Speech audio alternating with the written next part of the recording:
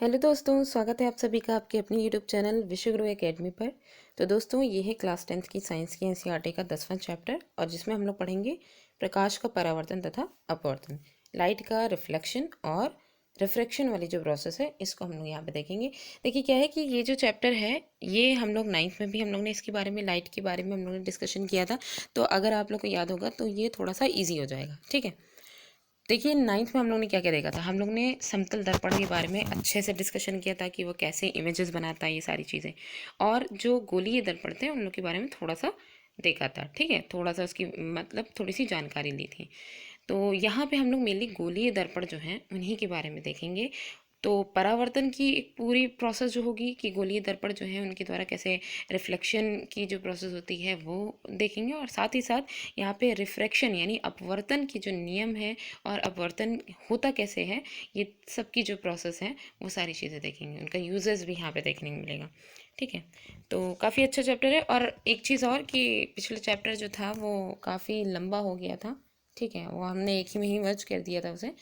तो इसलिए अब जितनी भी जो चैप्टर्स काफ़ी बड़े बड़े होंगे उनको हम लोग 2 पार्ट में पढ़ेंगे। ठीक है, तो इस चैप्टर को भी हम लोग 2 पार्ट में पढ़ेंगे। तो आइए फिर स्टार्ट करते हैं। इसमें क्या है, देखिए हम इस संसार में अपने चारों ओर अनेक प्रकार की वस्तुएं देखते हैं, तथापि किसी अंधेरे कमरे में हम कुछ भी देखने में असमर्थ हैं। कमरे को प्रकाशित करने पर चीज़ें दिखाई देने लगती हैं। फिर क्या है जो वस्तुओं को दृश्यमान बनाता है। दिन के समय सूर्य का प्रकाश वस्तुओं को देखने में हमारी सहायता करता है।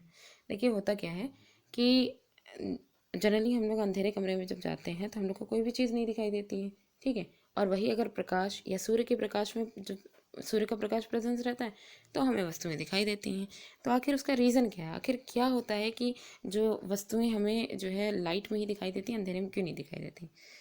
क्योंकि कोई भी वस्तु उस पर पड़ने वाले प्रकाश को परावर्तित करती है। ये वाला जो वर्ड है ये बहुत इंपॉर्टेंट है कि जो लाइट पड़ रही होती है वस्तुओं पर, तो वस्तुएं जो होती हैं ओपेक वस्तुओं की बात हो रही है, ट्रांसपेरेंट की बात नहीं हो रही है। ठीक है, तो परावर्तित जो है वो वस्तुएं जो ओपेक वस्तुएं हैं यानी कि जो अपारदर्शी वस्तुएं हैं उन पर जैसे ही लाइट पड़ती है, ठीक है, तो वो तुरंत क्या कर देती हैं, रिफ्लेक्ट कर देती हैं, परावर्तित कर देती हैं। वो परावर्तित प्रकाश जब हमारी आंखों में पड़ता है तभी हमें वस्तु दिखाई देती है। ठीक है, तो ये हो गया। यह परावर्तित प्रकाश जब हमारी आंखों द्वारा ग्रहण किया जाता है तो हमें वस्तुएं देखने योग्य बनाता है। हम किसी पारदर्शी माध्यम के आर पार देख सकते हैं। अब यहाँ पे देखिए, ट्रांसपेरेंट जो मीडियम होगा वो चाहे ग्लास हो, वाटर हो, जो भी हो, ठीक है, उसके हम आर पार देख सकते हैं क्योंकि प्रकाश उसके आर पार चला जाता है। ठीक है, तो प्रकाश उसमें से पार हो जाता है। अब यहाँ पे देखिए प्रकाश से संबंधित कुछ अद्भुत परिघटनाएं हैं। कौन कौन सी हैं? जैसे दर्पणों द्वारा जो मिरर्स हैं उनके द्वारा इमेज का बनना। ठीक है, तारों का टिमटिमाना भी प्रकाश की एक अद्भुत घटना है। इंद्रधनुष के सुंदर रंग, क्योंकि हम जानते हैं कि जो लाइट होती है इसमें 7 कलर्स होते हैं। अब वो ही जो इंद्रधनुष जो बनता है वो उन्हीं की ही जो है वही 7 कलर्स ही हमें मेनली जो इंद्रधनुष है इसमें दिखाई देते हैं। किसी माध्यम द्वारा प्रकाश को मोड़ना ये भी एक परिघटना है। तो प्रकाश के गुणों का अध्ययन इनके अन्वेषण में हमारी सहायता करेगा। प्रकाश के गुणों का अध्ययन हम जब उसका जो क्या कहते हैं उसका जो अन्वेषण करेंगे, ठीक है, तो एक्सप्लोरेशन जब इसका करेंगे तब इसमें हमें इसके जो गुण हैं वो सहायता करेंगे। अपने चारों ओर कुछ सामान्य प्रकाशिक घटनाओं को देख करके हमें निष्कर्ष निकाल सकते हैं कि प्रकाश सरल रेखाओं में गमन करता प्रतीत होता है। यह तथ्य कि एक छोटा प्रकाश स्रोत किसी अपारदर्शी वस्तु, ओपेक वस्तु की तीक्ष्ण छाया बनाता है। क्या बनाता है? छाया बनाता है। ये पॉइंट याद रखिएगा। तो प्रकाश के एक सरल रेखीय पथ की ओर इंगित करता है जिसे हम प्रकाश किरण कहते हैं। इसे ऐसे आप समझ सकते हैं कि जैसे हम लोग क्या करते हैं, लाइट, टॉर्च की लाइट ले लें, ये सबसे अच्छा एग्जाम्पल होगा। टॉर्च की लाइट ली और उसके बीच में हमने एक ओपेक ऑब्जेक्ट, हमने एक बॉल ले ली। ओपेक ऑब्जेक्ट हम वो लेंगे जो मतलब कि जिसमें से जो प्रकाश आर पार ना हो। ठीक है, तो हमने एक छोटी सी बॉल ले ली। तो हमने क्या किया, उसके मार्ग में जो टॉर्च से निकलने वाला जो प्रकाश है उसके मार्ग में जैसे ही हमने इसको रखा तो वो एरिया मतलब कि वो पोर्शन जो है साइड से, मतलब उस जो ओपेक ऑब्जेक्ट है उसके साइड से जो प्रकाश था वो जो निकल गया, तो वो तो हमको साइड साइड के एरिया दिखाई दे रहे थे। लेकिन जो ऑब्जेक्ट वाला हिस्सा था जहाँ पे लाइट मतलब जो ऑब्जेक्ट पे पड़ रही थी, तो वो ऑब्जेक्ट ओपेक ऑब्जेक्ट है, वो रिफ्लेक्ट कर देगी सीधा, यानी बीच में रुकावट आ गई और वो पीछे क्या बना लेगी, शेडो बना लेगी। तो हम ये कह सकते हैं कि ये जो छाया बनना, किसी भी ओपेक ऑब्जेक्ट की छाया बनना प्रकाश के मार्ग में जब उसको रख दिया जाता है तो उसकी जो छाया बन जाती है, तो वही एक सबसे अच्छा एग्जाम्पल है कि जो प्रकाश होता है वो सरल रेखीय पथ पर गति करता है, जिसको हम प्रकाश किरण कहते हैं। ठीक, आगे देखिए, यदि प्रकाश के पथ में रखी अपारदर्शी वस्तु, जो ओपेक ऑब्जेक्ट है, अत्यंत छोटी हो तो प्रकाश सरल रेखा यानी बहुत छोटी हो, ठीक है, तो प्रकाश जो है वो सरल रेखा में चलने की बजाय इसके किनारों पर मुड़ने की प्रवृत्ति दर्शाता है। होता क्या है कि अभी हम थोड़ी सी बड़ी अगर रखें ऑब्जेक्ट, तो सीधा सीधा ऑब्जेक्ट क्या करेगी, प्रकाश को रिफ्लेक्ट कर देगी। लेकिन अगर हम एकदम छोटी सी ऑब्जेक्ट रखें, ओपेक ऑब्जेक्ट ही रखें, तो होगा क्या कि अब छोटी सी है तो ज़्यादातर तो एरिया जो है, मतलब कि ज़्यादातर तो प्रकाश की जो किरणें हैं वो सीधी निकल जा रही होंगी। लेकिन कुछ ऐसी होंगी जो उसके किनारे, जो वो ऑब्जेक्ट छोटी सी ही रखी है लेकिन उसके किनारे से वो मुड़ जाएंगी। ठीक है, ये जो प्रोसेस होती है, इस प्रभाव को, जो किनारे से बेंड हो जा रही हैं, इस प्रभाव को ही हम विवर्तन या डिफ्रैक्शन कहते हैं। तब वह प्रकाश की, जिसमें सरल रेखीय व्यवहार के आधार पर किरणों का उपयोग करते हैं, असफल होने लगती है। मतलब यहाँ पे क्या होता है कि ये जो हम लोग ने अभी डिस्कशन किया था कि जो प्रकाश है वह सरल रेखीय पथ पर गमन करता है, वो यहाँ पे असफल होने लगता है। किसमें? डिफ्रैक्शन की जो प्रोसेस होती है इसमें। ठीक है, जैसे होता नहीं है कि डिफ्रैक्शन की प्रोसेस कैसे की जाती है, इसमें जो है इस तरह से होता है, जैसे ऐसे प्लेट ले ली जाती है। ठीक है, एक मिनट, देखिए यहाँ पे क्या है, ये वाला जो ये डिफ्रैक्शन की जो प्रोसेस है, ये हम लोग जब अपर क्लास में पढ़ेंगे तो हम यहाँ पे इसको और अच्छे से इसको क्लियर करेंगे। इसमें मेनली यहाँ पे यही कहा गया है कि तब वह प्रकाशिकी जिसके सरल रेखीय व्यवहार के आधार पर किरणों का उपयोग करते हैं वो असफल होने लगती है। यानी जब डिफ्रैक्शन की प्रोसेस आती है तो उसमें क्या होता है कि यहाँ पे एक छोटी, अत्यंत छोटी वस्तु जो कि अपारदर्शी थी, उसको हमने जब लिया, एकदम छोटी है, मतलब एक छोटा सा कण, एक छोटा सा, ठीक है, उसको हमने लिया तो हमने ये देखा कि चलने की, मतलब सीधी रेखा में प्रकाश चल रहा है, ये तो हमको पता ही है सीधी रेखा में चल रहा है। लेकिन क्या हुआ कि इसके किनारे पर मुड़ने की प्रवृत्ति दर्शाता है, जैसे ये गया होगा, भले वो छोटा सा ही पार्टिकल होगा, लेकिन ये यहाँ से जो प्रकाश सीधी रेखा में चल रहा है, ये इसका टकराया तो होगा ही ना कुछ ना कुछ तो उससे टच हुआ ही होगा। जैसे ही टच हुआ, मुड़ गया इधर उधर। ठीक है, तो यहाँ पे क्या हुआ कि यही यहाँ पे ये कह रहा है कि सरल रेखी व्यवहार की, जो किरणों का जो सरल रेखी व्यवहार है, वो यहाँ पे उसका जो उपयोग है वो असफल हो रहा है। अब जैसे ये डिफ्रैक्शन जैसी जो परिघटनाएं हैं, उनकी व्याख्या करने के लिए प्रकाश की को तरंग के रूप में माना जाता है। तरंग, वेव्स जो होती हैं वो ऐसे ऐसे चलती हैं ना, यूं यूं, तो उनके रूप में माना जाता है। जब हम डिफ्रैक्शन की प्रोसेस पढ़ते हैं तो इसमें वहाँ पे हम जो हमारी जो लाइट है उसको हम वेव के रूप में मानते हैं, जिसका विस्तृत अध्ययन उच्च कक्षाओं में हम करेंगे। पुनः 20वीं शताब्दी के प्रारंभ में यह स्पष्ट हो गया कि प्रकाश की द्रव्य के साथ अन्योन क्रियाओं के विवेचन में प्रकाश की तरंग सिद्धांत अपर्याप्त है तथा प्रकाश प्रायः कणों के प्रवाह की भांति व्यवहार करता है। अच्छा देखिए, प्रकाश को लेकर के, लाइट को लेकर के दो मिथ कह सकते हैं कि जो है दो एक कन्फ्यूज़न चली कि प्रकाश जो है वो कणों के रूप में चलता है, ये तरंग के रूप में चलता है। मतलब छोटे छोटे कण जो हैं वो प्रवाह करते हैं, जिसके बारे में हम लोगों ने कि लाइट वेव जो होती है वो फोटोन कणों के रूप में जो है चलती हैं, ठीक है, या फिर वेव्स के फॉर्म में चलती हैं। तो प्रकाश की सही प्रकृति के बारे में ये उलझन कुछ वर्षों तक ये चलती रही। फिर प्रकाश का आधुनिक क्वांटम सिद्धांत आ गया, ये जब उभर कर सामने आया, जिसने ये एक बात क्लियर कर ली कि प्रकाश ना तो तरंग है और ना ही कण है। मतलब प्रकाश जो है वो बीच में, उसमें जो है इंटर रिलेशन कर दिया गया कि वो ना तो वेव है और ना ही कण है। इस नए सिद्धांत ने प्रकाश के कण संबंधी जो गुण थे तथा तरंग प्रकृति के बीच जो सामंजस्य था, इसको स्थापित किया। अच्छा, यहाँ पे जो कुछ कन्फ्यूज़न आ रही, क्योंकि देखिए लाइट को ये कहा गया कि फोटोन कणों से, फोटोन कण ही मतलब उन्हीं का ही प्रवाह होता है। ठीक है, तो लाइट के फॉर्म में फोटोन कण कण जो है चलते हैं। अब ये तो कण वाली प्रकृति होगी, और वेव्स जो है वो तरंग के रूप में चलती हैं, कभी जिग जैग करके ऊपर नीचे आयामों में चलती हैं। ठीक है, मतलब कहने का है कि ऊपर नीचे ऐसे आयामों में चलती हैं, फिर ये आगे बढ़ती हैं। जैसे वेव्स पानी में जब कंकड़ डालो तो जो है वेव्स जो है मतलब कि आगे की तरफ बढ़ती हैं ना, तो वो वाली यहाँ पे बात कही गई है। तो ये जो सामंजस्य है वो यहाँ पे जो मतलब कि इसने जो आधुनिक क्वांटम सिद्धांत था, इसने ये पूरा एकदम क्लियर कर लिया कन्फ्यूज़न कि जो प्रकाश है यानी लाइट है वो ना तो तरंग है ना ही कण है। तो इसके बारे में डिफ्रैक्शन की जो पूरी प्रोसेस है जो हम लोग अपर क्लास पढ़ेंगे तो उसमें और अच्छे से इसको क्लियर करेंगे। अभी के लिए खाली इतना जानना था कि जो सरल रेखीय, मेनली यहाँ पे डिफ्रैक्शन का बताने का मकसद यही था, 10th क्लास की बात हो रही है, कि विवर्तन की प्रोसेस सिर्फ इतना क्लियर कर देती है कि जो अभी तक की एक सिद्धांत चला आ रहा था कि प्रकाश सरल रेखा में चलता है, ठीक है। तो उसी को यहाँ पे वो बता दिया गया कि जब डिफ्रैक्शन की प्रोसेस आई कि एकदम महीन ओपेक ऑब्जेक्ट रखा तो उससे प्रकाश सीधे चला जाना चाहिए, लेकिन उसमें कुछ ऐसी प्रॉपर्टी थी जिसकी वजह से वो हल्का सा टच हुआ, वो बेंड हो गया, यानी इसका सरल रेखीय पथ वाला जो जो कॉन्सेप्ट था वो यहाँ पे असफल हो रहा था। इस अध्याय में हम प्रकाश के परावर्तन तथा अपवर्तन की परिघटनाओं का प्रकाश के सरल रेखीय गमन का उपयोग करके अध्ययन करेंगे, क्योंकि इसी वजह से बस खाली ऐसे ही बीच में डिफ्रैक्शन बता दिए, क्योंकि पूरे चैप्टर में हम लोग प्रकाश का जो सरल रेखीय पथ है उसी के आधार पर ही पूरा जो रिफ्रैक्शन और रिफ्लेक्शन की जो प्रोसेस है उसको पढ़ेंगे। तो इसलिए हमें जो 10th क्लास में ध्यान देना है वो प्रकाश के सरल रेखीय पथ पर ध्यान देना है, और रिफ्लेक्शन और रिफ्रैक्शन की जो प्रोसेस है उस पर ध्यान देना है, ठीक है। ये मूल धारणाएं प्रकृति में घटने वाली कुछ प्रकाशिक परिघटनाओं के अध्ययन में हमारी सहायता करेंगी, और इस अध्याय में हम गोलीय दर्पणों द्वारा प्रकाश के परावर्तन, जो उसका रिफ्लेक्शन, और प्रकाश के अपवर्तन, रिफ्रैक्शन एवं वास्तविक जीवन में उनके जो प्रयोग हैं उनको समझने का प्रयत्न करेंगे। तो देखिए, सबसे पहले हम पढ़ेंगे प्रकाश का परावर्तन। रिफ्लेक्शन में क्या होता है? उच्च कोटि की पॉलिश किया हुआ पृष्ठ जैसे कि दर्पण अपने पर पड़ने वाले अधिकांश प्रकाश को परावर्तित कर देता है, ठीक है।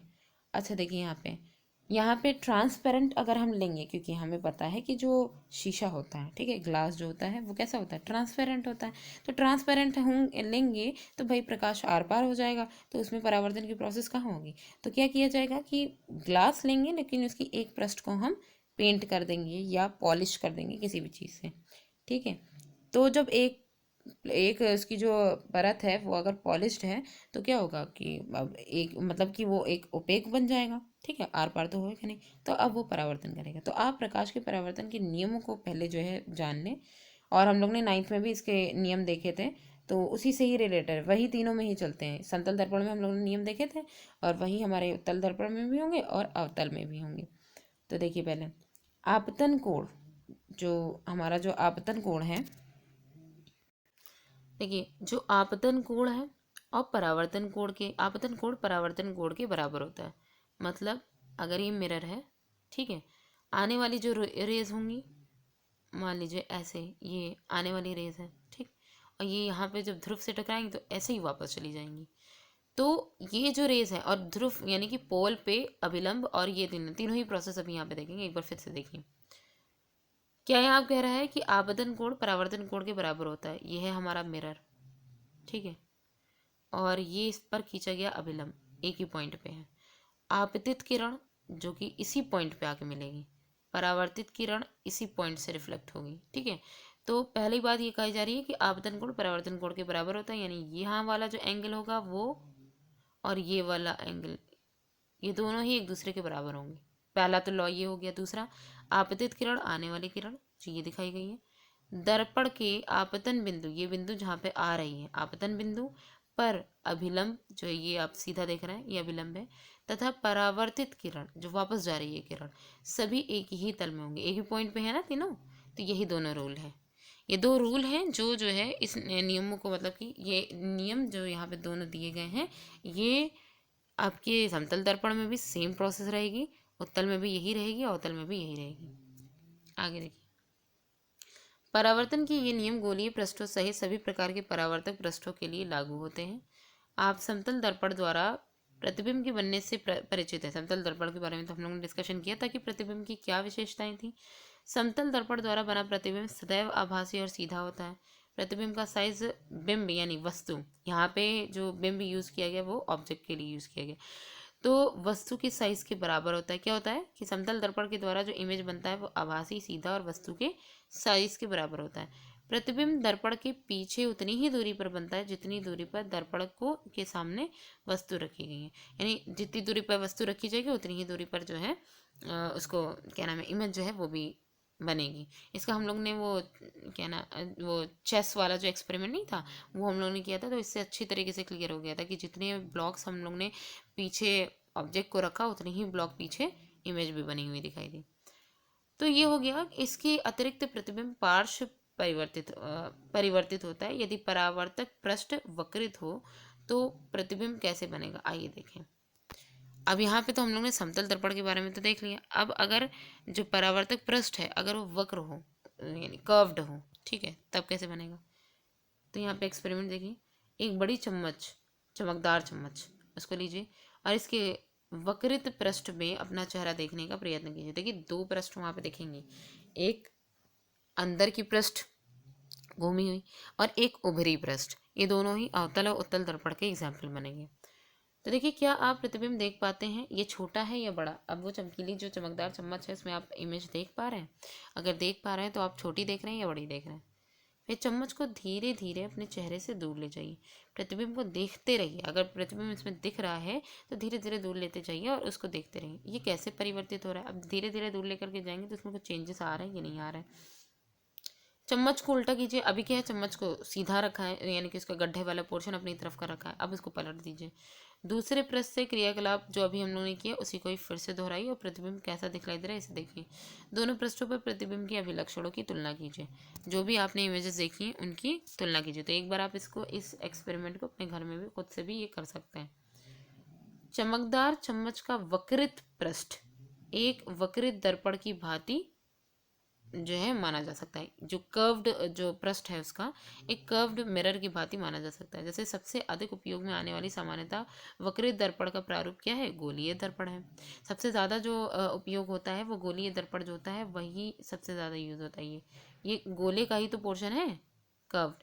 इस प्रकार के दर्पणों के परावर्तक पृष्ठ किसी गोले के पृष्ठ का एक भाग माना जाता है। मतलब हम ये कह सकते हैं कि इस तरीके के जो है पृष्ठ हैं वो हम कह सकते हैं कि किसी गोले के पृष्ठ का एक भाग है इनका जो परावर्तक पृष्ठ है, ठीक है। ऐसे दर्पण जिनका परावर्तक पृष्ठ गोलीय है गोलीय दर्पण कहलाते हैं।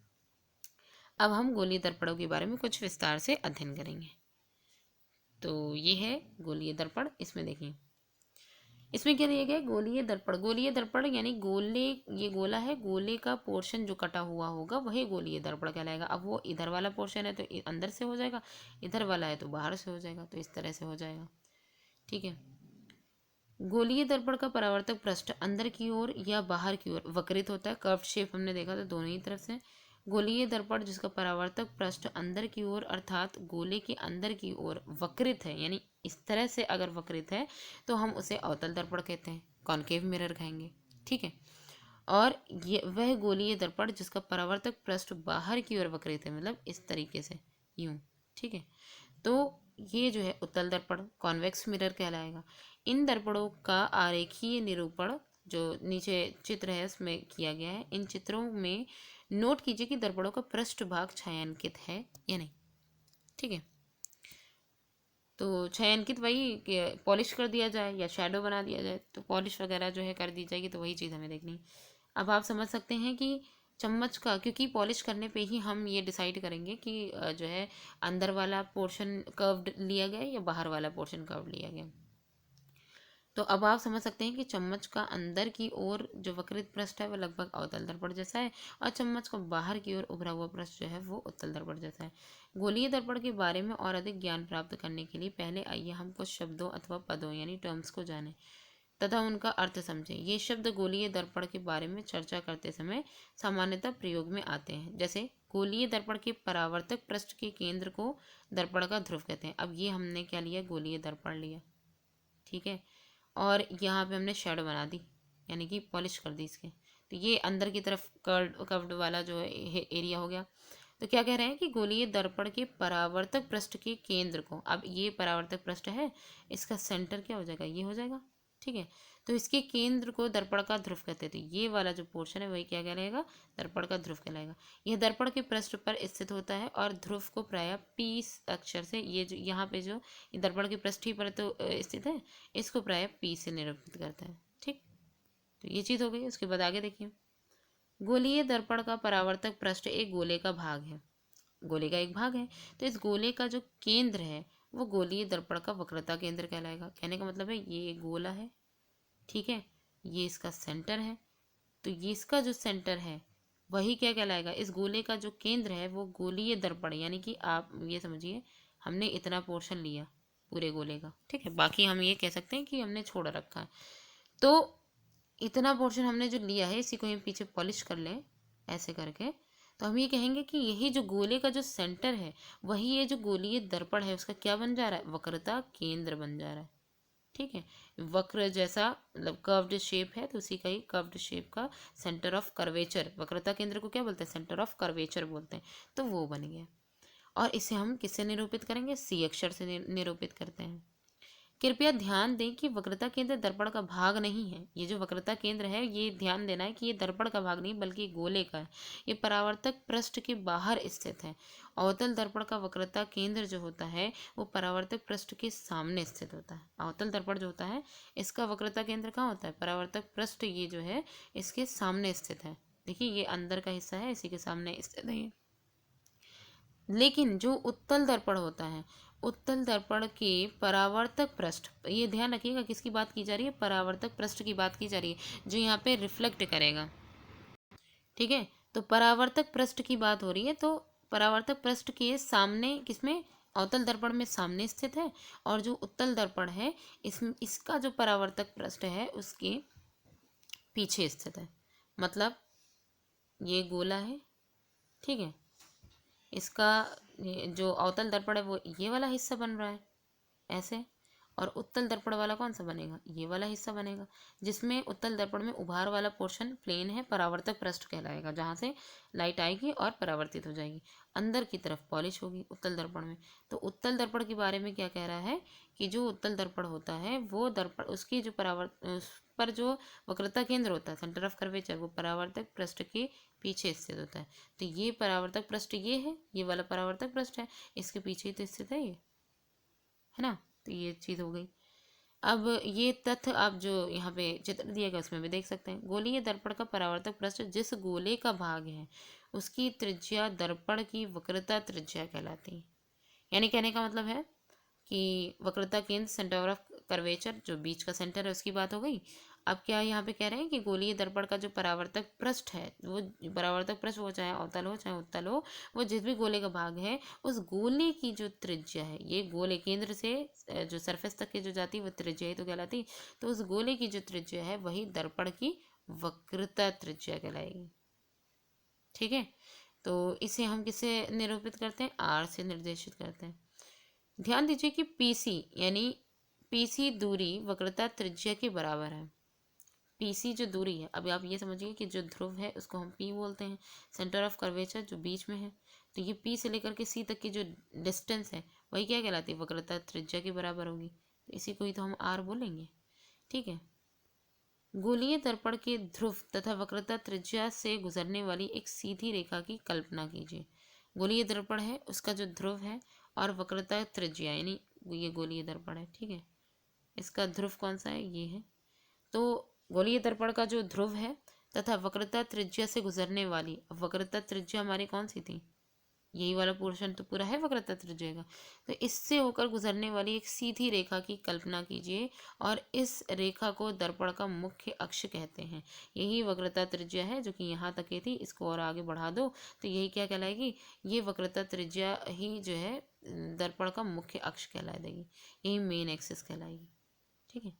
याद कीजिए कि मुख्य अक्ष दर्पण के ध्रुव पर अभिलंब है। एक तरीके से ये भी देखा जाए, ये क्या है, दर्पण का ध्रुव जो है उस पर अभिलंब का ही काम कर रही है। आपतित किरण इधर गिरेगी, परावर्तित इधर हो जाएगी, तो ये बीच में अभिलंबी तो कहलाएगा। आइए दर्पण से संबंधित एक महत्वपूर्ण शब्द का के द्वारा जो है मतलब एक क्रियाकलाप द्वारा समझे। देखिए यहाँ पे आप देख लीजिए, अवतल अवतल दर्पण, ये है अवतल दर्पण जिसका ये जो मतलब परावर्तक जो पृष्ठ है वो ये वाला है, ठीक है, और उत्तल दर्पण का ये वाला है, ठीक है। तो ये चीज़ हो गई क्रियाकलाप में। देखिए इसमें चेतावनी दी गई, एक एक्सपेरिमेंट करना है दोनों के यूज़ करके। तो चेतावनी क्या है कि सूर्य की ओर या दर्पण द्वारा परावर्तित सूर्य के प्रकाश की ओर सीधा मत देखिए, यह आपकी आंखों को क्षतिग्रस्त कर सकता है। जैसे पहला है, एक अवतल दर्पण को अपने हाथ में पकड़िए तथा इसके परावर्तक पृष्ठ को सूर्य की ओर कीजिए। अवतल दर्पण हाथ में लीजिए, ठीक है, कैसा अवतल दर्पण होगा, इस तरीके का होगा। तो इसको हाथ में लीजिए अवतल दर्पण को और अपने हाथ में पकड़िए और उसके परावर्तक पृष्ठ यानी ये वाला जो पृष्ठ है उसको सूर्य की ओर कर दीजिए। दर्पण द्वारा परावर्तित प्रकाश को जो परावर्तित प्रकाश है उसको दर्पण के पास रखिए, कागज़ की शीट पर डालिए। अच्छा, यहाँ पे हम लोग तो 2D स्ट्रक्चर बना रहे हैं, जब आप देखेंगे तो इस तरीके का आपको देखने को मिलेगा यूँ, ठीक है, इस तरीके का कुछ राउंड राउंड दिखेगा। तो उस पर हम लाइट को मतलब उसको जो दर्पण है, मिरर है, ठीक है, तो कॉनकेव मिरर यहाँ पे यूज़ किया जा रहा है ना। कॉनकेव मिरर को इस तरीके से अरेंज करते हैं कि लाइट रे अगर यहाँ पड़ी तो वो ऐसे तरीके से जब जाए तो ये जो जाए ये कागज़ पर पड़े सीधा, ठीक है। परावर्तित होने के बाद प्रकाश, परावर्तित प्रकाश कहाँ पड़े, कागज़ पर पड़े। तो दर्पण द्वारा परावर्तित प्रकाश को दर्पण के पास रखिए, जो कागज़ की शीट है उस पर डालिए। कागज़ की शीट को धीरे धीरे आगे पीछे कीजिए जब तक कि आपको कागज़ की शीट पर प्रकाश का एक चमकदार और तीक्ष्ण बिंदु प्राप्त ना हो जाए। दर्पण तथा कागज़ को कुछ मिनट के लिए उसी स्थिति में पकड़े रखिए और आप क्या देखते हैं। तो थोड़ी देर अगर कंटिन्यू, जैसे ही हमको ये चमकदार जो बिंदु है वो मिल गया है, थोड़ी देर तक पकड़े रहेंगे तो जो कागज़ होगा वो जलने लग जाएगा, ठीक है, यही चीज़ होगी। सर्वप्रथम कागज सुलगना प्रारंभ हो जाएगा और धुआं उठने लगेगा, अंततः ये आग भी पकड़ सकता है। तो ये क्यों जलता है, क्योंकि सूर्य से आने वाला प्रकाश दर्पण के द्वारा एक तीक्ष्ण चमकदार बिंदु के रूप में अभिकेंद्रित हो जाता है। क्या हो जाता है, अभिकेंद्रित हो जाता है, यानी इसको कन्वर्ट कर दिया जाता है, कन्वर्ज कर दिया जाता है। वास्तव में आप यहाँ पे देखिए, जैसे मान लीजिए ये है दर्पण, ठीक है, तो कोई ऑब्जेक्ट होगी जहाँ से मतलब कि उससे लाइट आ रही होगी, तो लाइट मान लीजिए सीधी आ रही है, ठीक है, वक्रता केंद्र की सीधी आ रही है, और जैसे ही टकराएगी, जो रेस सीधी आती है वो टकराने के बाद फोकस से होकर के चली जाती है, ठीक है, जो फोकस से होकर के जाती है वो टकराने के बाद सीधी हो जाती है। तो यहाँ पे देखिए जितनी भी रेस सीधी गई है सारी की सारी फोकस पे जाकर के मिल गई हैं। तो वास्तव में कागज़ की शीट पर प्रकाश का यह बिंदु सूर्य का प्रतिबिंब है, एक पॉइंट के फॉर्म में। यह बिंदु अवतल दर्पण का फोकस है, ठीक है, ये बिंदु जो है वो सूर्य के प्रकाश का जो है ये प्रतिबिंब जो बिंदु की शेप में है वो अवतल दर्पण का फोकस है। सूर्य के प्रकाश के संकेंद्रण से उत्पन्न ऊष्मा के कारण कागज जलता है। दर्पण की स्थिति में इस प्रतिबिंब की दूरी दर्पण की फोकस दूरी तथा फोकस दूरी का सन्निकट मान है। दर्पण की स्थिति की इस प्रतिबिंब की जो दूरी है वो दर्पण की फोकस, अगर आप देखें कि सूर्य के प्रकाश के संकेंद्रण से उत्पन्न जो ऊष्मा है उसके कारण कागज जलने लग जाता है, और दर्पण की स्थिति से इस प्रतिबिंब जो इमेज जो बनी है सूर्य की, उसकी दूरी दर्पण की फोकस दूरी का सन्निकट मान है, ठीक है। तो मतलब कि मेनली हम कह सकते हैं कि ये जो दर्पण है और इसकी फोकस दूरी, ये दोनों ही जो इमेज बन रही है, इमेज क्योंकि फोकस पे ही बन रही है इसलिए चाहे फोकस दूरी को चाहे इमेज की डिस्टेंस को, दोनों एक दूसरे के बराबर है। आइए इस प्रेक्षण को एक किरण आरेख के द्वारा समझते हैं। देखिए ये तो अवतल दर्पण का दिखाया गया था, उत्तल दर्पण का भी देख लीजिए एक बार। सीधी रेखाएं जो जा रही हैं ये तो इनको पलट देगा सीधा सीधा, इनको आभासी तौर पे जब पीछे मिलाया जाएगा तो जा करके फोकस पे मिलेंगी सीधा, ठीक है। तो ये अवतल और उत्तल दर्पण का हो जाएगा। अब चित्र ये जो 10.2 है इसको ध्यानपूर्वक देखिए। अवतल दर्पण पर मुख्य अक्ष के समांतर कुछ किरणें आपतित हो रही हैं, ठीक है, ये वाला। और परावर्तित किरणों का प्रेक्षण कीजिए, वे सभी दर्पण के मुख्य अक्ष के एक बिंदु पर मिल रही हैं। यह बिंदु अवतल दर्पण का मुख्य फोकस कहलाएगा। जहाँ भी आकर के मिल रही हैं रिफ्लेक्ट होने के बाद वही क्या कहलाएगा, मुख्य फोकस कहलाएगा। इसी प्रकार चित्र 2 की अगर बात की जाए तो उसे भी ध्यानपूर्वक देखिए। उत्तल दर्पण द्वारा मुख्य अक्ष के समांतर किरणें जितनी भी आई वो किस प्रकार परावर्तित होती हैं ये भी हम लोगों ने देखा था। इसमें परावर्तित किरणें मुख्य अक्ष पर एक बिंदु से होकर के हो मतलब कि उनसे आती हुई प्रतीत होती हैं। देखिए क्या हो रहा है कि ये तो आपतित किरणें हैं जो सीधी सीधी गई, टकरा करके ये इधर इधर भेज दी गई। जब हमने इनको पीछे बढ़ाया तो ऐसा लग रहा है कि ये जो परावर्तित किरणें हैं वो फोकस से आती हुई प्रतीत हो रही, ठीक है। तो ये जो बिंदु है मतलब फोकस से आती हुई प्रतीत होती है, ये चीज़ हो गई। अब परावर्तित किरणें मुख्य अक्ष पर एक बिंदु से आती हुई प्रतीत होती हैं, यही बिंदु उत्तल दर्पण का क्या कहलाता है, मुख्य फोकस कहलाता है। मुख्य फोकस को अक्षर F द्वारा निरूपित किया जाता है। गोलीय दर्पण के ध्रुव तथा फोकस मुख्य फोकस के बीच की दूरी फोकस दूरी कहलाती है। क्या कहलाती है, गोलीय दर्पण का जो ध्रुव यानी P और मुख्य फोकस के बीच की दूरी यानी कि यहाँ पे जो एफ रहेगा उसके बीच की दूरी ही क्या कहलाती है, फोकस दूरी कहलाती है। इसे अक्षर जो एफ है उसके द्वारा निरूपित करते हैं। ठीक है, आगे देखिए। अब गोलीय दर्पण का जो परावर्तक पृष्ठ है वह अधिकांशतः गोलीय ही होता है। इस पृष्ठ की एक वृत्ताकार सीमा रेखा होती है। गोलीय दर्पण के परावर्तक पृष्ठ की एक वृत्ताकार सीमा रेखा का व्यास क्या कहलाएगा, दर्पण का जो ये सीमा रेखा होती है ना, कि जो गोलीय दर्पण वो इतना ही होगा, यही इसकी सीमा है, इससे ज़्यादा नहीं होगा। ठीक है, तो यही यहाँ पे कह रहा है कि इस वृत्ताकार सीमा रेखा का जो व्यास है वो दर्पण का क्या कहलाएगा, अपर्याचर कहलाएगा। अब जो इसमें दिया गया है कि चित्र ऊपर जो दिए गए उनको आप देख सकते हैं कि एमन द्वारक को निरूपित करता है। देखिए यहाँ पे ये जो एम और एन है ये क्या है, ये द्वारक को निरूपित करता है कि जो उसका जो अवतल हो या उत्तल हो उसका द्वार कैसे बनेगा, अपर्याचर का। तो ये चीज़ हो गई। और अपने विवेचन में हम केवल यही मतलब उन्हीं गोलीय दर्पणों पर विचार करेंगे जिनके द्वारा इनकी वक्रता त्रिज्या से हम बहुत छोटा, मतलब कि जिनका जो द्वारक है उनकी वक्रता त्रिज्या जो है से बहुत छोटा है। क्या गोलीय दर्पण की वक्रता त्रिज्या आर तथा फोकस दूरी एफ के बीच कोई संबंध है? देखिए, छोटे द्वारक के गोलीय दर्पणों के लिए, जो छोटे द्वार वाले जो गोलीय दर्पण हैं उनके लिए वक्रता त्रिज्या फोकस दूरी से दोगुनी हो जाएगी। अगर जो मिरर हम ले रहे हैं वो छोटे द्वार वाला है, द्वार तो हम समझ गए थे, ये एम ये एन, यही द्वार कहलाएगा। तो अगर गोलीय दर्पण जो है वो छोटे द्वार वाला है तो इसकी जो वक्रता त्रिज्या होगी यानी सेंटर ऑफ कर्वेचर से लेकर पोल तक की डिस्टेंस ये फोकस दूरी से दुगनी हो जाएगी। कितनी हो जाएगी? अगर ये आर है तो ये 2r हो जाएगा फोकस दूरी से, यहाँ पे तो यहाँ पे जो है एफ हो जाएगा। ठीक है, तो ये लाइन बहुत ही ज़्यादा इंपॉर्टेंट है कि जो द्वारक जो गोलीय दर्पण होते हैं जिनकी मतलब छोटे द्वारक वाले जो गोलीय दर्पण होते हैं इनकी वक्रता त्रिज्या उनकी फोकस दूरी की दोगुनी हो जाती है। तो हम इस संबंध को देख सकते हैं कि r = 2f द्वारा इसे व्यक्त करेंगे। ये दर्शाता है कि किसी गोलीय दर्पण का मुख्य फोकस उसके ध्रुव तथा वक्रता केंद्र को मिलाने वाली जो रेखा है यानी कि वक्रता त्रिज्या उसके मध्य बिंदु होता है। ठीक है, कौन? दर्पण का मुख्य फोकस। नेक्स्ट है गोलीय दर्पण द्वारा प्रतिबिंब बनना। प्रतिबिंब कैसे बन रहा है देखिए, आप समतल दर्पणों द्वारा प्रतिबिंब बनने के बारे में अध्ययन कर चुके हैं, कैसे कैसे बने थे। आप उनके द्वारा बनाए गए प्रतिबिंबों की प्रकृति, स्थिति तथा आपेक्षिक साइज के बारे में भी जानते हैं। हम लोग ने इसकी प्रतिबिंब की प्रकृति कैसी होती है, स्थिति कैसी होती है और इसके साइज, इनके बारे में अभी भी डिस्कस किया और 9th क्लास में बहुत अच्छे से डिस्कस किया था। गोलीय दर्पण द्वारा बने प्रतिबिंब कैसे होते हैं?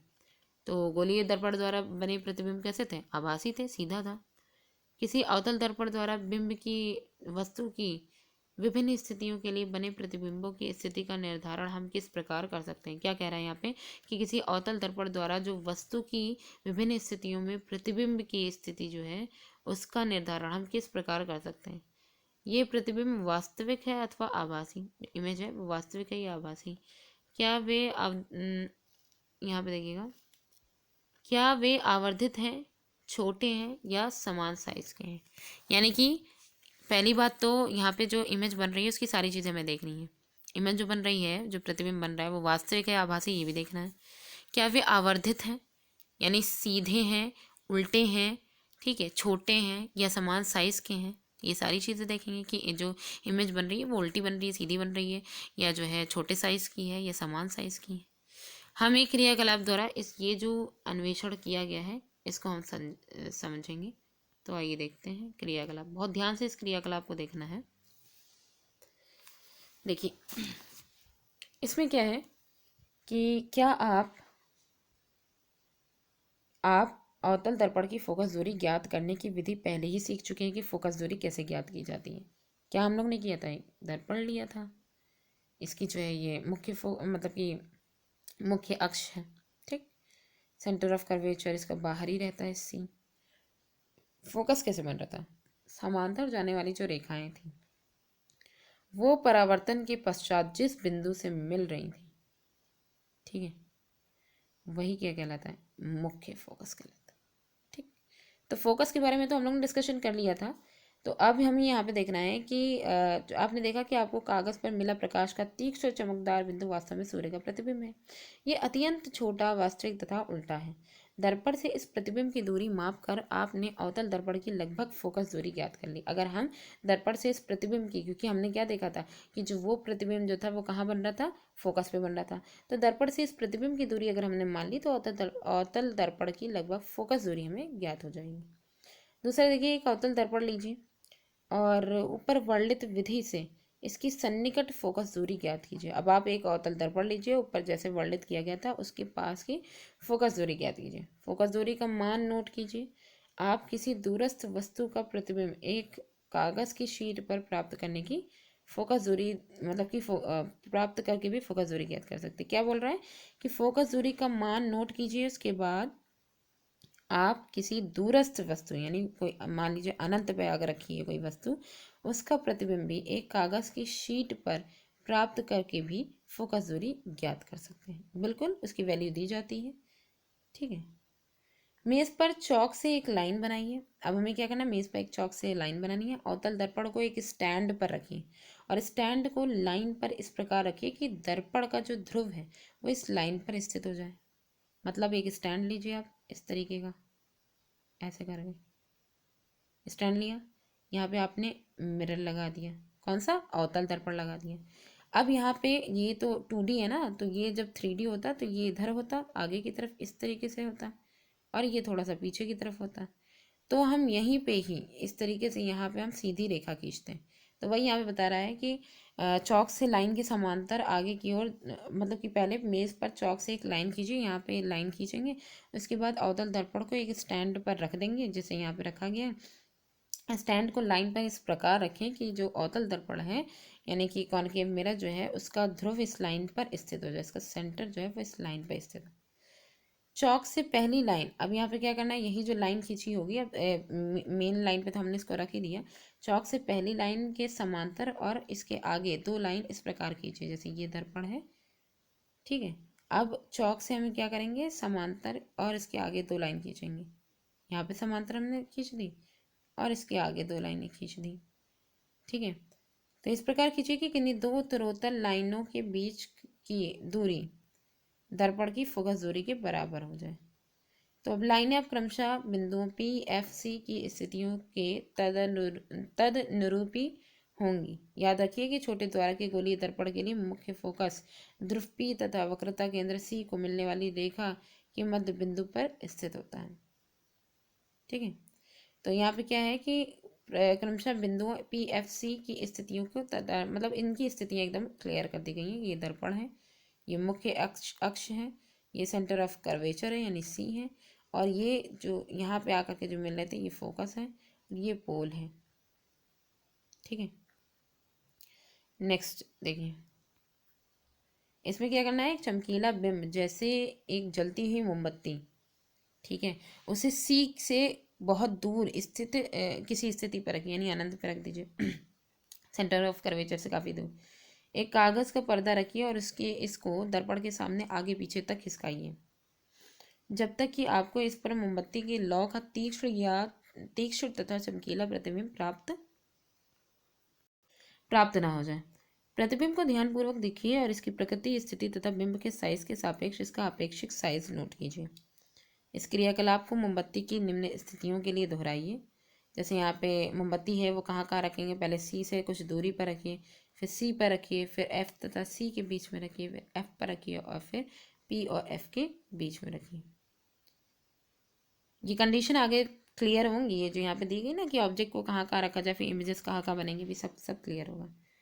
देखिए, इनमें से एक स्थिति में आप पर्दे पर प्रतिबिंब प्राप्त नहीं कर पाएंगे। ये जो पूरी यहाँ पे 6 जो स्थिति स्टेट दी गई ना, 1 2 3 4 5 5 स्थितियाँ जो दी गई, इनमें से एक स्थिति ऐसी है जिसमें आप पर्दे पर प्रतिबिंब नहीं प्राप्त कर पाएंगे। तो मतलब इमेज जो है वो आपको, इमेज की प्रॉपर जो पर्दे पे मिलती है कर्टन पे, वो आपको नहीं मिलेगी। इस अवस्था में बिंब की स्थिति को अभी निर्धारित किया जाता है, सिर्फ कल्पना की जाती है। ठीक है। इमेज जो है, बिंब की स्थिति को अभी निर्धारित किया जाता है, तब इसके आभासी प्रतिबिंब को सीधे, मतलब कि उसको अपने आधार पर उसको जो है निर्धारित कर लिया जाता है कि ऑब्जेक्ट को कहाँ पे रखना है, क्या करना है। उसके बाद फिर उसका जो आभासी प्रतिबिंब है उसको सीधे दर्पण में देखना होता है। ठीक है। क्योंकि उसकी जो है आभासी प्रतिबिंब उसका बनेगा ना, पर्दे पे प्राप्त नहीं होगा। अपने प्रेक्षणों को नोट कीजिए तथा सारणीबद्ध कीजिए, जो भी आपने प्रेक्षण किया हो।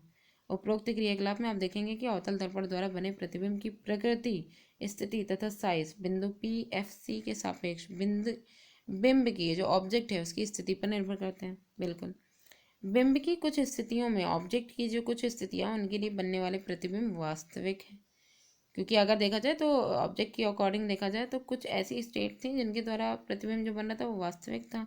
बिंब की कुछ दूसरी स्थितियों के लिए यह आभासी होता है और बिंब की स्थिति के अनुसार ही प्रतिबिंब आवर्धित, बिंब की जो स्थिति ऑब्जेक्ट की जो स्थिति होती है ना उसी के आधार पर ही प्रतिबिंब आवर्धित, चाहे उल्टा बना हो, छोटा हो, समान साइज का हो। इन प्रेक्षणों का संक्षिप्त विवरण आप निर्देशन के लिए सारणी जो 10.1 दी गई है उसमें दिया गया, उसमें कर सकते हैं।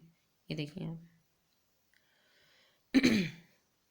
देखिए इसमें क्या है, किसी अवतल दर्पण द्वारा बिंब की विभिन्न स्थितियों के लिए बने प्रतिबिंब। तो ऑब्जेक्ट है, अवतल दर्पण भी अलग अलग जगहों पर रखी गई, वही जो ऊपर वो कंडीशन बताई गई थी। तो इनके द्वारा बिंब की विभिन्न स्थितियाँ, जैसे बिंब की स्थिति, अगर ऑब्जेक्ट अनंत पर हो तो प्रतिबिंब की जो स्थिति है यानी जो इमेज है वो कहाँ बनेगी, फोकस पे। जैसे ये मिरर है तो अनंत की बात ही यही हो रही है भाई, यहाँ पे अगर सीधी रेखा आ रही है, कहाँ से आ रही है हमें थोड़ी ना पता है, समांतर रेखा आ रही है, जब वो रिफ्लेक्ट होती है तो यहाँ से एक बिंदु से होकर जाती है, यही बिंदु फोकस कहलाता है। यानी वही बात कही ना, अनंत से जो रे आ रही है सीधी, अनंत पे अगर ऑब्जेक्ट रखी है वहाँ से अगर कोई सीधी रेखा आ रही है तो वो जब परावर्तित होगी तो वो फोकस से ही होकर के जाएगी, यानी इमेज कहाँ बनेगी, फोकस में बनेगी। और प्रतिबिंब का साइज क्या होगा, अत्यंत छोटा, यानी बिंदु के साइज का। बिल्कुल, प्रतिबिंब की स्थिति वास्तविक होगा, उल्टा होगा। दूसरी कंडीशन यहाँ पे देखिए, सी से परे, यानी ये मिरर है, ये इनका सेंटर ऑफ कर्वेचर है, तो इससे परे यहाँ पे ऑब्जेक्ट रखी, तो सी से परे अगर है तो एफ तथा सी के बीच में इमेज बनेगी। ये फोकस है, यहाँ पे इमेज कहीं बनेगी, इमेज होगी वो छोटी होगी, ठीक है, और वास्तविक और उल्टी होगी। फिर सी पर देखिए, अब अगर ऑब्जेक्ट किस पे आ जाए, सी पर आ जाए, ठीक है, ये है सी सेंटर ऑफ कर्वेचर, इस पर अगर ऑब्जेक्ट आ जाए तो क्या होगा, सी पर अगर आ जाएगी तो इमेज जो होगी वो भी सी पर, यानी ऑब्जेक्ट अगर सी पर सेंटर ऑफ कर्वेचर पर रखी हुई है तो जो इमेज है वो भी सी पे ही बनेगी, लेकिन समान सी पर बनेगी, समान साइज की बनेगी और वास्तविक और उल्टी बनेगी, बस नीचे की ओर बनेगी। फिर है सी तथा एफ के बीच में अगर ऑब्जेक्ट कहाँ आ जाए, ऑब्जेक्ट आ जाए, ये है सी, ये है एफ, ठीक है, तो ऑब्जेक्ट कहाँ जाए, सी तथा एफ के बीच, यानी ऑब्जेक्ट को अब यहाँ पे रखा जाएगा, तो जो इमेज है वो सी, इमेज जो है वो सी से परे बनेगी, ये सी है, इमेज इससे दूर बनेगी। ये कैसी होगी, विवर्धित, यहाँ पे मतलब बड़ी होगी, इमेज कैसी बन रही है, सी से परे जो बन रही है वो विवर्धित बड़ी है, और वास्तविक और उल्टा तो है ही। फिर अब ऑब्जेक्ट किस पे होगी, फोकस पर, तो ये देखिए ये है सेंटर ऑफ कर्वेचर, ये है फोकस, तो ऑब्जेक्ट कहाँ बनेगी, नहीं, अब ऑब्जेक्ट को रखा गया फोकस पर रखा गया, तो फोकस पर हमने क्या देखा था, समांतर जो लाइन आ रही थी, यानी कि अनंत पर जब वस्तु थी तो उससे आने वाली जो समांतर रेखा थी वो टकराने में फोकस से होकर के जा रही है। अब फोकस पर अगर वस्तु रखी हुई है तो इससे निकलने वाली जो रेखाएं हैं वो क्या करेंगी, तो वो जो है, तो एफ पर अगर वस्तु रखी हुई है तो सीधा रेखा जो है वो समांतर चली जाएगी और अनंत पर जा करके मिलेगी, अत्यधिक विवर्धित होंगी, यानी कि ये जो अनंत पर जो इमेज बनेगी वो बहुत बड़ी बनेगी और वास्तविक और उल्टा बनेगा। पी तथा एफ के बीच में, अब ये कंडीशन क्या है कि पी और एफ के बीच में अगर ऑब्जेक्ट जो है उसको अब कहाँ रख दिया जाए, ये सेंटर ऑफ कर्वेचर है, ये फोकस है, ठीक है, यहाँ पे रख दिया जाए, ये पोल है तो यहाँ पे ऑब्जेक्ट को रख दिया जाए। तो पी तथा एफ के बीच दर्पण के पीछे, दर्पण मतलब कि अगर ऑब्जेक्ट पी तथा एफ के बीच में रखी हुई है तो जो इमेज बनेगी वो दर्पण के पीछे बनेगी, यानी इधर साइड कहीं बनेगी, ठीक है, और वो भी कैसी होगी, विवर्धित होगी, बड़ी होगी इमेज और आभासी और सीधा होगा, ठीक। तो ये है, ये सीरीज बहुत ही इंपॉर्टेंट थी। अब आगे देखिए कि किरण आरेख का उपयोग करके गोलीय दर्पण द्वारा बने प्रतिबिंबों का निरूपण कीजिए। गोलीय दर्पण द्वारा प्रतिबिंब के बनने का अध्ययन हम किरण आरेख खींचकर भी कर सकते हैं। गोलीय दर्पण के सामने रखे एक सीमित साइज के विस्तारित बिंदु पर विचार कीजिए। इन बिंदु का प्रत्येक छोटा भाग एक बिंदु बिंब की भांति कार्य करता है। इन बिंदुओं में प्रत्येक से अनंत किरणें उत्पन्न होती हैं और बिंब के प्रतिबिंब का स्थान निर्धारण करने के लिए किरण आरेख बनाते समय किसी बिंदु से निकलने वाली किरणों की विशाल संख्या में सुविधा अनुसार कुछ कुछ को चुना जा सकता है। तो यहाँ पे सिंपली इतना बोला गया है कि अगर हमें किरण आरेख खींचना है, यानी कि ऑब्जेक्ट हमें दे दिया गया, ऑब्जेक्ट हमें ऐसे दे दी गई, अब इस ऑब्जेक्ट का हर एक पॉइंट इमेज बनाएगा, यानी हर एक पॉइंट से रेज निकलेंगी, रिफ्लेक्ट होने पर जहाँ पर भी मिलेंगी वहाँ पर ही इमेज बन जाएगी। ठीक है, तो ऑब्जेक्ट के हर एक पार्ट से निकलेंगी। तो वही यहाँ पे ये कह रहा है कि प्रत्येक बिंदु से अनंत किरणें निकलेंगी, उत्पन्न होंगी। तो बिंब के प्रतिबिंब का जो ऑब्जेक्ट है, उसका जो इमेज है, उसका अगर हमें स्थान निर्धारण करना है कि किस जगह इमेज बन रही, तो हम इन सभी जो अनंत किरणें निकल रही हैं उनमें से सिर्फ कुछ को लेंगे ताकि हमें ये अध्ययन करना आसान हो जाए। ठीक है, तो कुछ यहाँ पे किरणें लेंगे। अब उन किरणों में से हम मोस्टली दो ही किरणें ली जाती हैं कुछ में से। ठीक है, उन दो किरणों पर विचार करना अधिक सुविधाजनक होगा, जिनकी मतलब ऐसे उनका ऐसी किरणें लें कि जिनकी दिशाओं को जानना आसान हो, कि परावर्तन के पश्चात हम उनकी दिशाओं का अच्छे से अध्ययन कर सकें। इसलिए सिर्फ दो किरणों का लिया जाता है, क्योंकि जब किरणें आपस में जहाँ से भी आ रही होंगी, ऐसे आ रही होंगी या ऐसे आ रही होंगी, जब जिस जगह टकराएंगी वहीं पर ही तो इमेज बनेगी। ठीक है, तो इसलिए हम दो किरणें खाली लेंगे। कम से कम दो परावर्तित किरणों के प्रतिच्छेदन एक दूसरे से टकराने के बाद किसी बिंदु पर बिंब का ऑब्जेक्ट के प्रतिबिंब की स्थिति ज्ञात की जा सकती है। ठीक है, वो अब अगर ऑब्जेक्ट से मतलब कि जो दर्पण है उससे टकरा करके वापस आ रही हैं, तो उनसे जो है प्रतिबिंब की स्थिति ज्ञात की जा सकती है, जिस भी जगह पे वो दोनों मिल जाएंगी। प्रतिबिंब के स्थान निर्धारण के लिए निम्न में से किन्हीं भी दो किरणों पर विचार किया जा सकता है। अब जैसे यहाँ पे देखिए,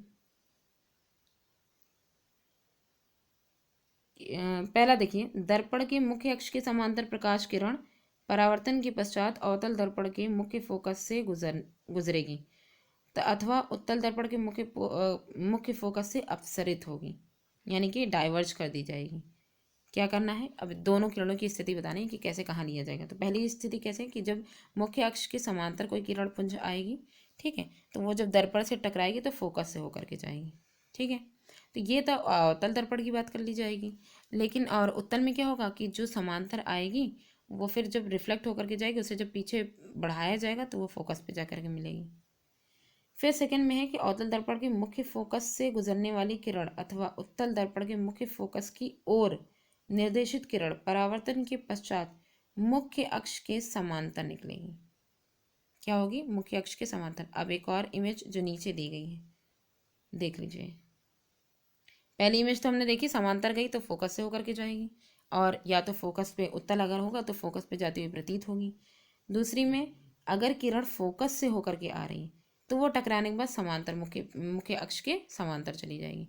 और यहाँ पे अगर फोकस से होकर यानी फोकस पे आती हुई प्रतीत हो रही है तो ये जो है मुख्य अक्ष के, ये भी टकरा करके मुख्य अक्ष के समांतर चली जाएगी।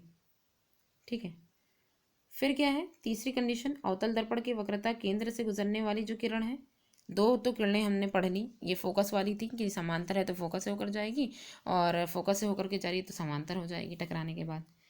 फिर अवतल दर्पण की वक्रता केंद्र से गुजरने वाली जो किरण है तथा उत्तल दर्पण की वक्रता केंद्र से, सेंटर ऑफ कर्वेचर से, वो जो गुजरने वाली जो किरणें हैं उनको निर्देशित किरण या परावर्तन के पश्चात उसी पथ के अनुदिश वापस परावर्तित हो जाती हैं।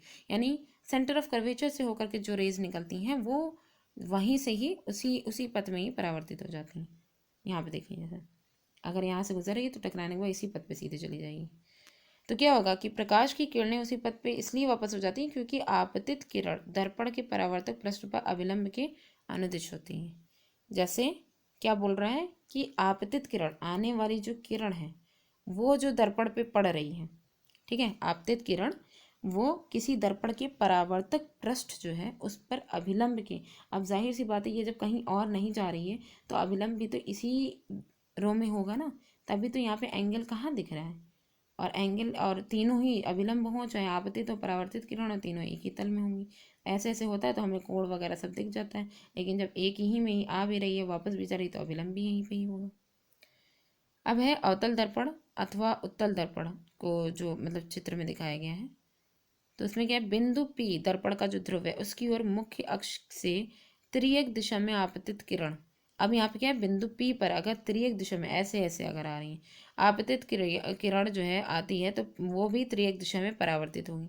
आपतित तथा परावर्तित किरणें आपतन बिंदु यानी P पर और जो है पर मुख्य अक्ष के समान कोण बनाते हुए परिवर्तन के नियमों का पालन करेंगे। जो परावर्तन रिफ्लेक्शन के नियम जो था, कौन सा, सेकंड वाला, कि जो आपतित किरण है त्रियक जो है रेखा बना रही है ना, आपतित किरण, परावर्तित किरण, अभिलंब तीनों एक ही तल में हो यानी ध्रुव पर हो, तो उस नियम का पालन करेगी। याद रखिए कि उपरोक्त सभी स्थितियों में परावर्तन के नियमों का पालन होता है। सब में जितनी भी स्थितियां थी सब में परावर्तन के नियमों का पालन होता है। दो ही नियम थे जिसमें आपतन और परावर्तन कोण जो है वो समान होने चाहिए और तीनों एक ही तल में होने चाहिए। आपतन बिंदु पर आपतित किरण इस प्रकार परिवर्तित होती है कि परावर्तन कोण का मान सदैव आपतन कोण के बराबर होता है। ठीक। अब है अवतल दर्पण द्वारा प्रतिबिंब बनना। अब हम यहाँ पे देखेंगे अवतल दर्पण द्वारा कौन कौन सी स्टेजेस हैं जिसमें प्रतिबिंब बनता है। तो विभिन्न स्थितियों के लिए अवतल दर्पण द्वारा प्रतिबिंब का बनना किरण आरेखों द्वारा दर्शाया गया है। क्रियाकलाप में एक बार देख लीजिए, यहाँ पे कुछ क्वेश्चन हैं कि जैसे यहाँ पे जो सारणी में दिया गया था, सारणी 10.1 में जो हम लोग देखा था कि बिंब की जो ऑब्जेक्ट की प्रत्येक स्थिति वहाँ पे दर्शाई गई थी ना, कि पहले जो है वो अनंत पे हो, फिर उसके बाद सेंटर ऑफ कर्वेचर के परे हो, फिर सेंटर ऑफ कर्वेचर पे हो, तो ये सारी स्थिति सारणी में ऑलरेडी दर्शा दी गई थी। तो प्रत्येक स्थिति की स्वच्छ किरण आरेख कीजिए। उसके बाद प्रतिबिंब का स्थान निर्धारित करने के लिए आप पूर्व अनुच्छेद में वर्णित की गई जो दो किरणें हैं, दो ही किरणें तो ली गई थी, उनका आप ले सकते हैं। अपने चित्र की तुलना 10.7 में नीचे जो अभी चित्र देखेंगे उससे कीजिए कि वो एकदम एग्जैक्ट आ रही है कि नहीं। प्रत्येक दशा में बनने वाले प्रतिबिंब की प्रकृति किस प्रकृति का है, ठीक है, वास्तविक है, आभासी है, और उसकी स्थिति किस किस जगह बन रही है इमेज, अपेक्षित साइज बड़ा है छोटा है, ये सारी चीज़ें हमें देखनी है। अपने परिणाम जो आपके जो भी परिणाम आए होंगे उनको सुविधाजनक सारणीबद्ध कर दीजिए। अब जैसे जो वो 10.1 में जो प्रोसेस दी गई थी ना, उसको इसी तरीके से आरेख खींचना है कि पहली कंडीशन क्या है, ऑब्जेक्ट जब अनंत पे होगी, ठीक है, तो उससे आने वाली जो रेखाएं हैं वो एक समांतर होंगी। समांतर जो मतलब दोनों ही तरफ से आप देख सकते हैं, दोनों ही तरफ से लीजिए। तो समांतर जो आने वाली रेखाएं वो जब दर्पण से टकराएंगी तो कहाँ पे आके मिलेंगी, फोकस पे आके मिलेंगी इधर से, ठीक है। इमेज कहाँ बनेगी, अगर वस्तु अनंत पर है तो इमेज कहाँ बनेगी, फोकस पे बनेगी, बहुत छोटी बनेगी और उल्टी, वास्तविक उल्टी तो होगी। सेकेंड कंडीशन क्या है, जब वस्तु सेंटर ऑफ कर्वेचर से परे है, दूर है ना थोड़ा सा सेंटर ऑफ कर्वेचर, एक रेखा तो इनकी समांतर चलेगी जो कि फोकस से, जो समांतर जाएगी वो फोकस से होकर के जाएगी, रिफ्लेक्ट होकर के। दूसरी जो है सेंटर ऑफ कर्वेचर से होकर के गई, सेंटर ऑफ कर्वेचर से जो होकर गई वो वापस उसी दिशा में चली जाएगी। ये दोनों जहाँ पे मिलेंगे वही जो है क्या, इसकी इमेज बन जाएगी। यानी कि जब ऑब्जेक्ट सेंटर ऑफ कर्वेचर से परे होगी तो इसकी इमेज सेंटर ऑफ कर्वेचर और फोकस के बीच में, यहाँ पे देख सकते हैं, बीच में बनेगी। और ये क्या होगी, ये जो है छोटी भी है ऑब्जेक्ट से और उल्टी है, वास्तविक है, ठीक। फिर आगे नेक्स्ट कंडीशन, इस वाली कंडीशन में क्या है, जब ऑब्जेक्ट कहाँ पे हो, सेंटर ऑफ कर्वेचर पे हो, ठीक। समांतर एक रेखा जो जाएगी वो फोकस से होकर के चली जाएगी, एक फोकस से जब जाएगी, अब यहाँ पे सेंटर ऑफ कर्वेचर तो है नहीं कि उसी की दिशा में पलट दी जाए, एक समांतर गई फोकस से होकर चली गई और एक फोकस से होकर गई समांतर चली गई, दोनों जहाँ मिली वहीं पे इमेज बन गई। तो हमने देखा कि सेंटर ऑफ कर्वेचर पे जो ऑब्जेक्ट थी तो उसका जो इमेज बनी थी वो सेंटर ऑफ कर्वेचर की जस्ट अपोजिट ही बनी, उसी पॉइंट पे बनी, उल्टी बनी, ठीक है, और वास्तविक और साइज भी बराबर था। अगला देखिए, अब क्या करना है, हमें ऑब्जेक्ट जो लेनी है वो सेंटर ऑफ कर्वेचर फोकस के बीच में ऑब्जेक्ट लेनी है। तो हम जब इसके बीच में हम लोग ने ली तो हमने क्या किया कि एक समांतर रेखा इनकी गई, फोकस से होकर के चली गई, और एक दूसरी जो रेखा है वो तो सेंटर ऑफ कर्वेचर से होकर के जाएगी ही। ये दोनों ही रेखाएं जब जहाँ पे मिलेंगी वहाँ पे इसका इमेज बन जाएगी, ठीक है। देखिए, ठीक। तो यहाँ पे हमने क्या देखा, जब जो ऑब्जेक्ट है वो सेंटर ऑफ कर्वेचर और फोकस के बीच में स्थित है तो इस ऑब्जेक्ट की जो इमेज बनेगी वो सेंटर ऑफ कर्वेचर के परे बनेगी, यानी दूर बनेगी, और ऑब्जेक्ट से बड़ी भी होगी, और कैसी होगी, वास्तविक होगी, उल्टी होगी, ठीक। अगला देखिए, अगर ऑब्जेक्ट फोकस पे रखी हुई है, कहाँ पे रखी है, फोकस पे, जब अनंत पे थी तो इमेज कहाँ बन रही थी, फोकस पे, तो फोकस पे ऑब्जेक्ट रखी है तो इमेज कहाँ बनेगी, अनंत पे। वही बात है, एक समांतर रेखा गई, फोकस से होती हुई सीधे चली जाएगी, एक सेंटर ऑफ कर्वेचर कहाँ जाके मिलेंगे, अनंत पे जाकर के मिलेंगे। तो जाहिर है अनंत पे अगर बन रही है तो इमेज कैसी होगी, बहुत बड़ी होगी, विशाल होगी, वास्तविक होगी, उल्टी होगी। ये तो हम लोग कल्पना कर ही सकते हैं कि वास्तविक उल्टी होगी, लेकिन बहुत बड़ी होगी। फिर लास्ट यहाँ पे है कि अगर जो फोकस है, मतलब कि ऑब्जेक्ट जो है वो फोकस और ध्रुव यानी पोल, उसके बीच में अगर ऑब्जेक्ट को रख दिया जाए तो इमेज कैसी बनेगी। तो इमेज हमारी, हम ये देख सकते हैं, एक तो सेंटर ऑफ कर्वेचर वाली यहाँ पे दिखा दी गई, एक इस तरीके से पोल वाली जो है दिखा दी गई। तो हम ये देख रहे हैं कि इसके मिलने के, देखिए एक रेखा तो इधर जा रही है, एक रेखा इधर जा रही है, मिलने के बहुत कम चांसेस है। ठीक है, तो हम क्या करेंगे, इसको पीछे की तरफ बढ़ा देंगे। पीछे की तरफ बढ़ा देंगे तो हम इसमें आभासी प्रतिबिंब, सब में वास्तविक मिला, ये लास्ट वाली जो सिचुएशन थी इसमें हमें आभासी प्रतिबिंब मिलेगा, बड़ा मिलेगा ऑब्जेक्ट से और सीधा मिलेगा। सब में कैसा था, उल्टा था। ठीक है, तो ये हो गया आरेख। अब इनके उपयोग देख लीजिए, अवतल दर्पणों के उपयोग। अवतल दर्पण का उपयोग सामान्यतः टॉर्च, सर्च लाइट जो है, टॉर्च वाली जो होती है सर्च लाइट, और वाहनों के अग्रदीप आगे के जो हेडलाइट होती है, ठीक है, उसमें प्रकाश का शक्तिशाली समांतरण किरण पुंज प्राप्त करने के लिए किया जाता है। इन्हें प्रायः चेहरे का बड़ा प्रतिबिंब देखने के लिए शेविंग दर्पण जो होते हैं उनके रूप में भी किया जाता है। एक चीज़ समझ लें कि जो अवतल दर्पण होते हैं वो कैसे होते हैं, डाइवर्ट होते हैं। ठीक है, हम लोग डाइवर्जन ही वाला तो देख रहे थे इसमें ना, नहीं सॉरी, कन्वर्जेंट होते हैं। जब रेखाएं ऐसे ऐसे आ रही थी तो इधर जा करके फोकस पे जा करके मिली जा रही थी, तो अवतल दर्पण जो होता है वो कन्वर्ट करता है। ठीक है, तो ये क्या होता है, कन्वर्जेंट होता है। और जो उत्तल दर्पण होता है वो उसके पास जब समांतर रेखाएं आ रही थी तो ये फैलाए दे रहा था, डाइवर्जेंट होता है। तो यहाँ पे हमने क्या देखा कि इसका यूज़ हमें देखना है कि ये शेविंग दर्पण है, और दंत विशेषज्ञ जो है वो अवतल दर्पण का उपयोग करते हैं मरीजों के दांतों का बड़ा प्रतिबिंब देखने के लिए।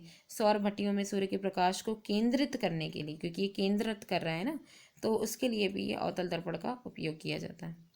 ठीक है, उत्तल दर्पण का के द्वारा जो प्रतिबिंब, उत्तल दर्पण के द्वारा जो प्रतिबिंब बनता है उसकी दो ही स्टेट ली जाती हैं।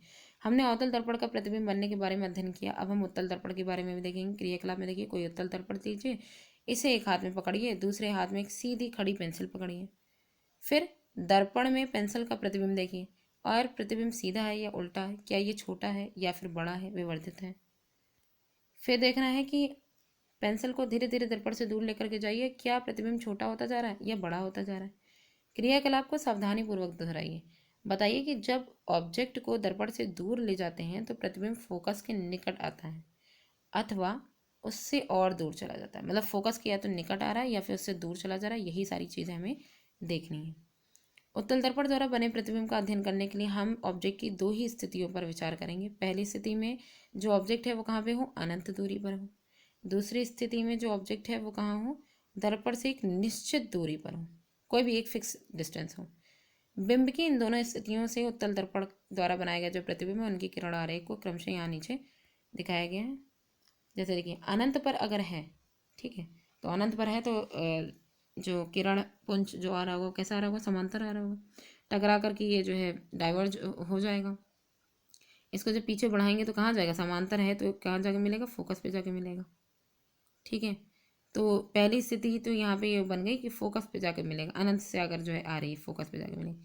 एक निश्चित स्थिति यहाँ पे दी गई। अब यहाँ पे सेंटर ऑफ कर्वेचर तो दिखाएंगे नहीं, क्योंकि सेंटर ऑफ कर्वेचर तो इधर साइड होगा ना, गोले के अंदर वाला पोर्शन की तरफ होता है, ना कि बाहर वाले पोर्शन की तरफ। तो यहाँ पे ऑब्जेक्ट हमने एक निश्चित डिस्टेंस पे रखा, एक समांतर रेखा गई जो कि इस तरीके से मुड़ गई, एक ऐसी तिरछी गई जो कि वक्रता केंद्र तक के इसको बढ़ा दिया गया। जब दोनों को आगे बढ़ाया गया तो दोनों कहाँ मिली, तो हमने देखा कि पोल और फोकस के बीच में इमेज बन रही है, छोटी सी बन रही है। ठीक है, और आभासी है, छोटी सीधी और आभासी है।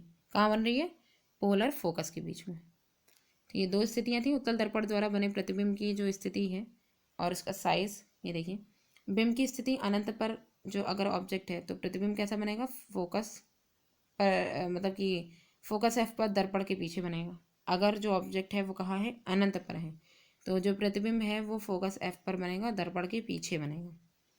प्रतिबिंब का साइज कैसा होगा, अत्यधिक छोटा बिंदु के साइज का। प्रतिबिंब की प्रकृति आभासी तथा सीधा होगा। फिर अनंत तथा दर्पण के ध्रुव के बीच में कहीं पे ऑब्जेक्ट रखी हुई है, तो इसकी इमेज कहाँ बन रही है, पोल और फोकस के बीच में बन रही है। यहाँ जो ऑब्जेक्ट रखी है वो पोल और अनंत के बीच में रखी है, और जो इमेज बन रही है पोल और फोकस के बीच में बन रही है, दर्पण के बीच है। प्रतिबिंब छोटा इसमें भी है, और प्रतिबिंब की प्रकृति कैसी, आभासी तथा सीधा है।